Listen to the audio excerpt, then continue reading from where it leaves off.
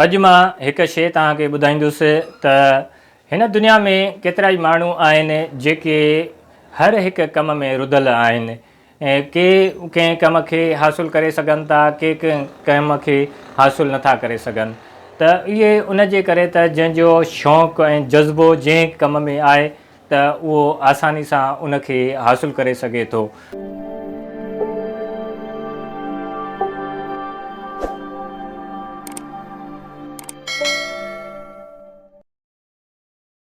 पर केरु वञी कंहिं कम खे अगरि स्टार्ट करे थो त उहो रिग्रेट उन कम में थी थो वञे त उहो कमु हासिलु नथो करे सघे। हिन दुनिया में केतिरा ई मिसाल आहिनि, जिन मां कुझु मिसाल मां तव्हांखे ॿुधाईंदुसि त हिकु क्लास में केरु वियो त ऐं उन क्लास वारनि खां पुछो त तव्हां छा थियणु चाहियो था। उन्हनि मां हिकिड़ो उथी करे चयो त मां डॉक्टर थींदुसि, ॿिए चयो त मां इंजीनियर थींदुसि। ईअं ऐं शागिर्द ॿुधाईंदा विया, पर उन्हनि मां हिकु ग़रीब उथी करे उन चयो त मां USA जो प्रेसिडेंट थींदुसि। उन ते सभु खिलिया त हे किथां प्रेसिडेंट थींदो USA जो। पर उन पंहिंजी महिनत कई, उन अज़म खे पूरो कयो, जेको उन अज़म बणायो, जेका उन सोच रखी उन खां पुठिते हटियो न। उन बुक्स पढ़िया ऐं उन पंहिंजी महिनत करे ऐं उहो हिकु ॾींहुं USA जो प्रेसिडेंट थियो। अहिड़े तरीक़े सां हिकु ॿियो मिसाल आहे त हिकु माण्हू जबल में रहंदो हुयो ऐं उन जी घरवारी बीमार थी पई। उहो शहर ताईं पहुचाईंदे उनखे रस्तो न हुयो, शहर ताईं पहुचाईंदे उन जी घरवारी फोत थी वई।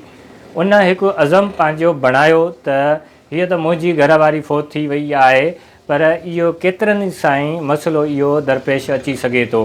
उन जबल खां वठी करे हिकु ॼणो थी करे शहर ताईं उहो रस्तो बणायो।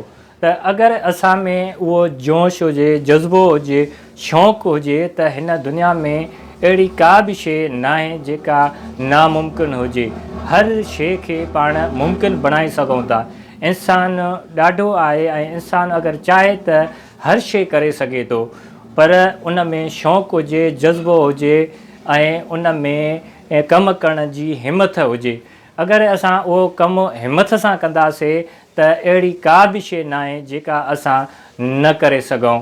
असां पंहिंजी जेको बि कमु कयूं उन में 100% लॻायूं ऐं जज़्बे सां कयूं ऐं शौक़ सां कयूं। अगरि कहिड़ी बि फील्ड में असां रही करे जेको जीअं फील्ड में कमु करे थो त पंहिंजो 100% ॾे, जीअं उहो पंहिंजे पाण मां पाण मुतमिन हुजे। पाण अगरि हर हिकु पंहिंजे पाण मां पाण मुतमिन रहियो त मां जेको कमु कयो आहे त 100% सां कयो आहे ऐं का बि इन में कमी कोताही न आहे, त उहो हमेशह कमु हिकु परफेक्ट रहंदो आहे ऐं उहो पूरी तरह उहो कमु बि थींदो आहे।